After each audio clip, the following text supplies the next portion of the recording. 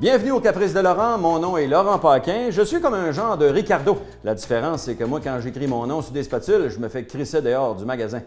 Aujourd'hui, une autre recette dans la catégorie bouffe de fraîchier, mais vraiment pas compliqué, le risotto. T'as encore dit fraîchier. Hein? Dis pas fraîchier. J'ai pas dit fraîchier. T'as dit fraîchier. J'ai pas dit fraîchier. T'as dit fraîchier. J'ai pas dit fraîchier. J'ai dit fancy. Chris, veux-tu voir le tape? Yeah.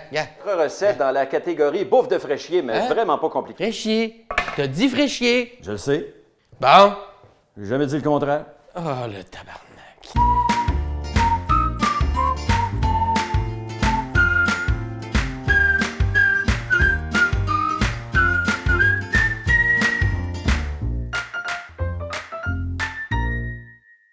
Bon, là, ça va prendre une grande poêle dans laquelle on va faire ramollir des oignons et des champignons dans du beurre et ou de l'huile d'olive. Ça, c'est l'huile d'olive de Stefano, ou comme lui aime l'appeler, de l'huile d'olive!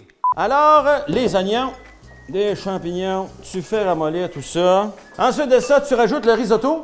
Pour 2 personnes, moi, je calcule qu'une tasse, c'est en masse. Hein, parce que faites attention, hein, comme la tête d'un humoriste qui a connu du succès trop rapidement, ça va gonfler. Puis quelle sorte de riz on met là-dedans, Laurent?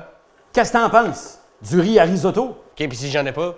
Ben, tu te fais venir du poulet et tu me crisses patience. Quand le liquide de ta poêle a commencé à disparaître, tu rajoutes une demi-tasse de vin blanc. Puis si t'as pas de vin blanc, non, tu peux pas remplacer ça par du Sunny Delight. Maintenant, tu rajoutes le bouillon que tu veux, mais chaud. C'est bien important, tu y vas une louche à la fois, puis t'attends que le liquide disparaisse.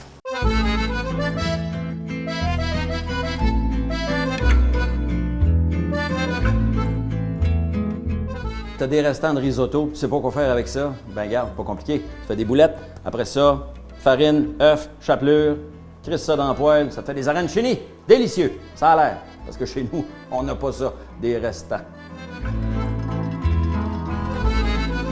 Quand le liquide de ta poêle a disparu, tu rajoutes une autre louche de bouillon et ainsi de suite. Ça peut être long. Oui, parce que des fois, c'est ça, la vie, asti. Il faut prendre le temps de bien faire les choses. Asti de génération de TikTok de calice. Puis quand est-ce qu'on sait que c'est prêt, Laurent? Ben, t'appelles ta mère, hein? Asti de génération de paresseux. Tu y goûtes.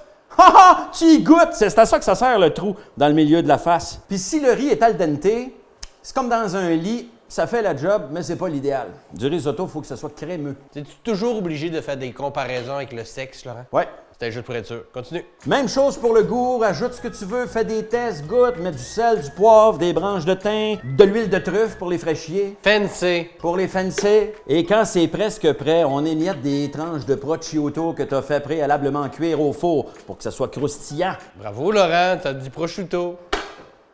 Tabarnak. Hey, pour le reste, amuse-toi. Rajoute du fromage qui pue, des petits pois.